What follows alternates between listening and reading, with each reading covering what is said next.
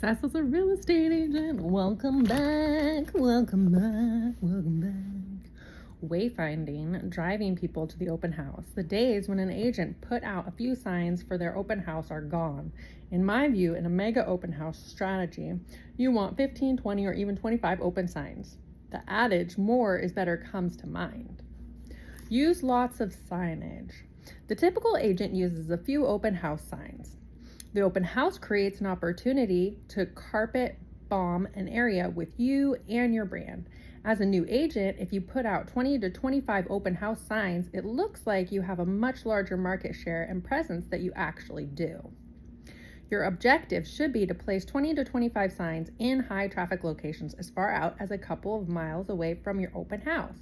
You'll have to invest some money in signs, but it's worth getting more people and exposure to your open houses. You may be thinking, that's a lot of time to invest for an open house. You're right. It will take you 45 minutes to an hour at each end of your open house to put up and take down that many signs. But these signs are sales tools that will increase your business. Choose different signs for diverse buyers. You need to announce and offer different types of opportunities for different prospects. Your sign to direct people to open house should offer free lists of homes, or free list of off-market properties, or free list of foreclosed homes. Don't just use the same generic signs in all locations. What signs you mix in depends on the market of the moment. When there is low inventory of homes, bidding wars or houses can occur. You offer off-market properties. When the market is soft and foreclosure and short sales are happening, you offer a list of foreclosed homes. In that market, most people want a deal. They equate deals in real estate to banks owning homes. They know the bank is eager to unload the house from its portfolio, so they see the opportunity for a bargain. Remember, you're trying to increase traffic and attendance at your open house. You use marketing strategy to get more people to come to your storefront for the day. You can also combine all offers on a few signs as well. More is better because it looks like you have the whole world for sale. You want to create an image of lots of listings, activity, and success.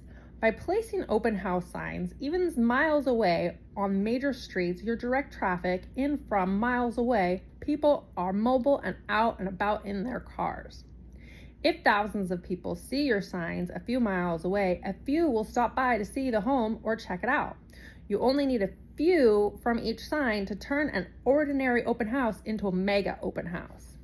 If you get even one person who saw each of your signs and decided to check it out, by placing 20 signs rather than 3, you get 17 more people who come to your open house.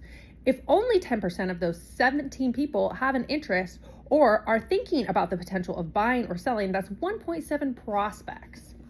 If you do those extra signs on 30 open houses a year, that's 510 extra house attendees and 51 extra prospects who have an interest in buying or selling. If you only converted 20% of those 51 to actual sales, that's an extra 10 sales. In most markets, that would be at least $50,000 in extra income, all from buying another 20 signs and putting them up and taking them down 30 times. How's that for return or investment? Don't discount the other people who continue to see your signs out week after week, but are not ready yet. They see you're as successful, prosperous, and willing to work hard just by seeing more of your signs. You are building an image that will get calls and inquiries out of the blue. Banners, flags, and blow-ups, oh my! Once you have a strategy to drive people to your mega open house, you need to position the exterior of the home on open house day as a party or event. For a big party, you usually have at least banners and balloons. The same should be true for an open house. You want colored balloons with your company branding colors. Invest in large feather flags and banners that can be seen down the street to announce your event. The feather flags are highly effective with neighbors because they create attention. A neighbor may have received your marketing piece or seen your Facebook and thought about going to an open house, and then it slipped their mind. The feather flag that says open house reminds them as they drive down the street and they stop. You're trying to catch people's attention and compel them to stop and come into the door. Focus your attention on drawing people to the open house, rather on yourself. The house at this point is the main attraction.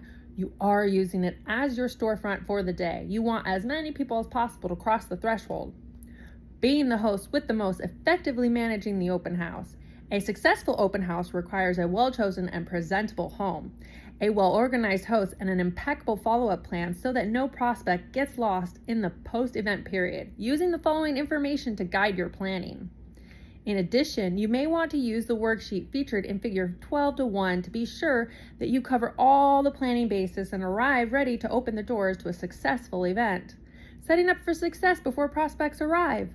Before you swing open the doors to open house guests, be sure that the home is clean, bright, and welcoming, and be sure that you're ready to present not only the home you're showing, but also other homes that may better fit the interest of your prospects. Arrive at the open house with flyers or feature sheets presenting the property you're showing. Bring enough copies to provide one to each visitor as a way of reminding the prospects of the home and especially of you. Here are a few tips. Keep the feature sheet simple. Include a picture of the home and information about bedrooms, bathrooms, store footage, and amenities. Include your picture and contact information. Open house planning worksheets. It's a worksheet. Anyways, research proves that most guests won't buy the home you're showing, but they may very well buy into the idea of working with you on their future home sale or purchase. The feature sheet provides prospects with information on how to contact you. Discussing other available properties. Before the open house, arm yourself with information on about a half dozen other homes that are similar in price, amenities, neighborhood status, and geography to the one you're showing. Then, when an open house guest indicates a lack of interest in the home you're showing, you're prepared to shift the discussion quickly and easily to another possibility. Load the listings onto your tablet so you can quickly access them to show buyer prospects. You can also prepare and preview properties in a price range just below and just above the price range of the home you're in and have the information loaded as well.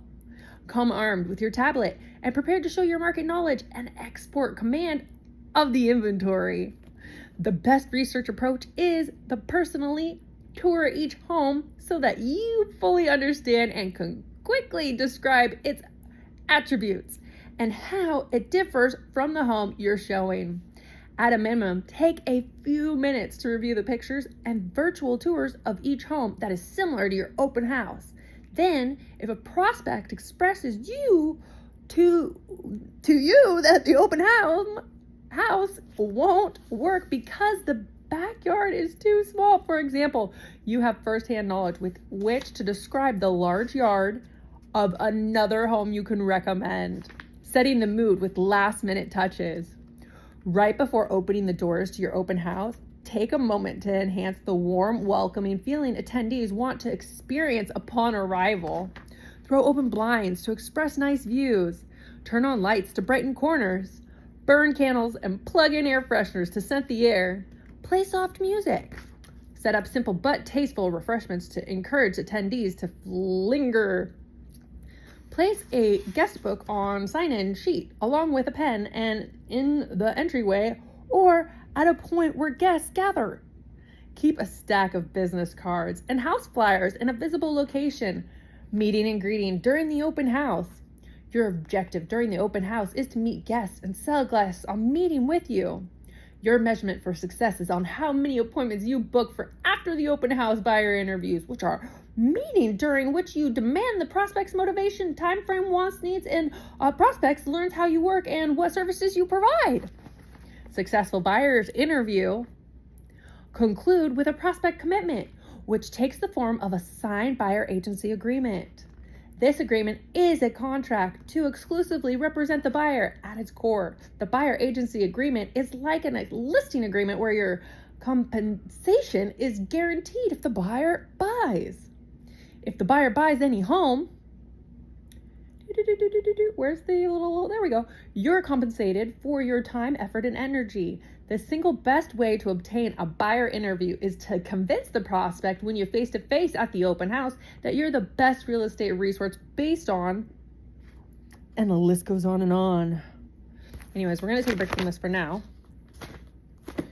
And we'll be back to you guys later. Bye. Thanks for your time with Success as a Real Estate Agent.